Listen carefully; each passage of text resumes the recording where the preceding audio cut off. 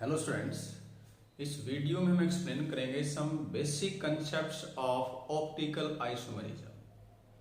कोई substance optically active है inactive, ये जानने के लिए हम इस सेटअप को समझें। यहां हमने लिया है सोडियम प्लेन, जो हमें ऑर्डिनरी लाइट देगा। ऑर्डिनरी लाइट वो होती है जिसके वाइब्रेशन सभी प्लेन्स में होते हैं।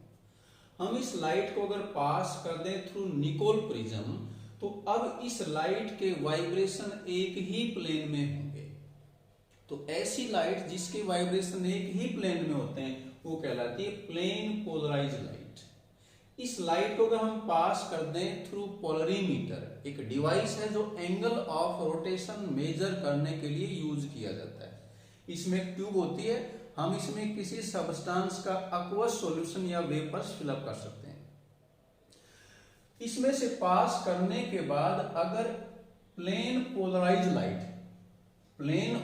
पोलराइज लाइट अगर चेंज हो जाए तो वो सब्सटेंस ऑप्टिकली एक्टिव कहलाएगा। और अगर ये substance plane of polarise light को राइट में रोटेट कर दे तो उसे कहा जाता है dextro rotatory. Dextro means right.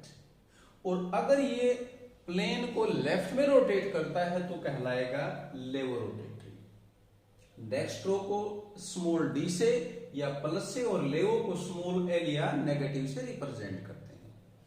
तो यहां से हमें क्लियर हुआ कि ऑप्टिकली एक्टिव सब्सटेंस दो तरह के होंगे, एक जो प्लेन ऑफ पोलराइज लाइट को राइट में रोटेट करेगा और एक लेफ्ट में करेगा। नेक्स्ट इसमें आता है optical activity. It is the property of an optically active substance by which it rotates the plane of polarized light either towards right or towards left। ये किसी ऑप्टिकली एक्टिव सब्सटेंस की वो property है जिससे वो प्लेन ऑफ पोलराइज लाइट को right या left में रोटेट करता है। वो प्रॉपर्टी कहलाती है ऑप्टिकल एक्टिविटी। नेक्स्ट आता है चिरल कार्बन, या इसको हम कहते हैं कायरल कार्बन।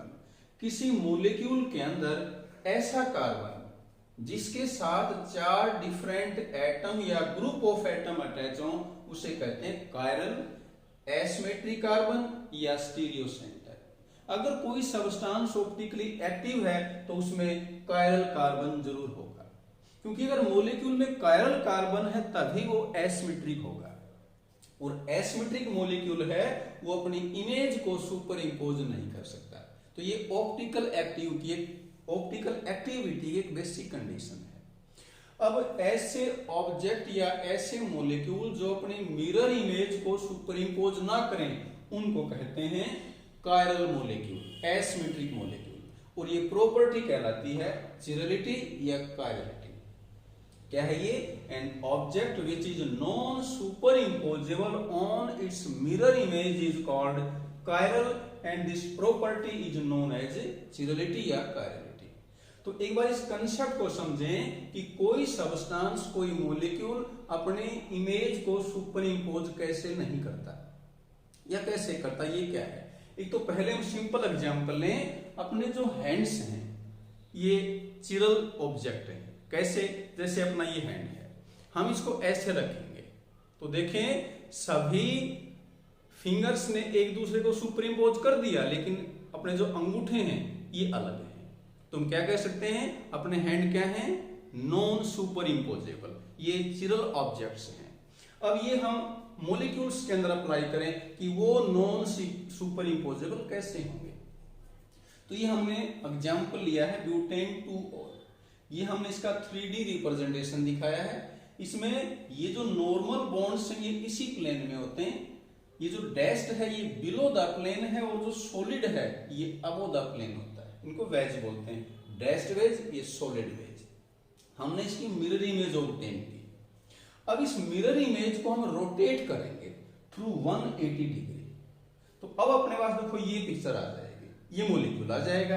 अब इसमें देखो चेंज क्या हुआ, रोटेट करेंगे तो जो मॉलिक्यूल, जो ग्रुप अबो द प्लेन था, जैसे ये अबो द प्लेन था, ये बिलो द प्लेन चले जाएगा। इस तरह का प्लेन है अपने पास। यहां जो मॉलिक्यूल है हमने यूं किया तो जो ऊपर था वो नीचे चला गया, तो जो अबो द प्लेन था वो देखो बिलो द प्लेन चला गया, इथाइल। ये जो बिलो द प्लेन था ये अबो द प्लेन आ जाएगा। तो अब हम क्या करें, C को उठाएं और A के ऊपर रखें, तो हमें क्लियर है कि C A को सुपर इंपोज नहीं कर पाएगा। और ये तभी पॉसिबल है जब इसके अंदर स्टीरियो सेंटर है, 4 डिफरेंट एटम हैं।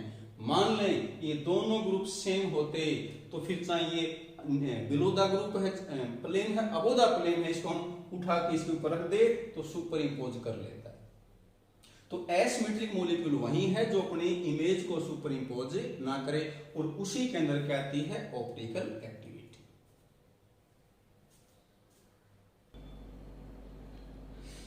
आगे आता है एनेंशियोमर्स। एनेंशियोमर क्या है, the optical isomers which are non super imposable mirror image of each other. जैसे अभी हमने एक्सप्लेन किया था ब्यूटेन 2-ऑल है, इसमें ये जैसे हमने दिखाया है, ये अगर डेक्स्ट्रो है तो इसकी मिरर इमेज क्या आएगी, लेवो।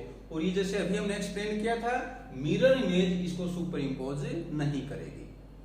तो ऐसे ऑप्टिकल आइसोमर जो एक दूसरे की मिरर इमेज तो हैं लेकिन नॉन सुपर इंपोजेबल हैं, उनको कहा जाता है एनेंशियोमर, और ये फेनोमेना कहलाता है एनेंशियोमरिज्म। नेक्स्ट आता है रेसिमिक मिक्सचर। ऐसा मिक्सचर जिसके अंदर ये 2 एनेंशियोमर इक्वल अमाउंट में हो, 50% डेक्स्ट्रो हो और 50% लेवो हो, तो ऐसे मिक्सचर को क्या कहा जाता है, रेसिमिक मिक्सचर या रेसिमिक मॉडिफिकेशन।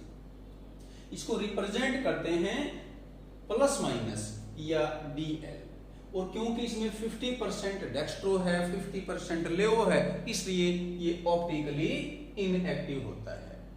नेक्स्ट है रेसिमाइजेशन। ऐसी रिएक्शन जिसमें अपने पास रिएक्टेंट है वो ऑप्टिकली एक्टिव है, वो डेक्स्ट्रो है या लेवो है, और जो प्रोडक्ट है उसमें 50% डेक्स्ट्रो आ जाए और 50% लेवो आ जाए, तो वो क्या कहलाता है, रेसिमाइजेशन। ऐसा प्रोसेस जिसमें कन्वर्ट किया जाता है 1 एनेंशियोमर को इनटू रेसिमिक मिक्सचर। ये हम यूज करेंगे जब stereo chemistry of SN nucleophilic substitution reaction को एक्सप्लेन करेंगे।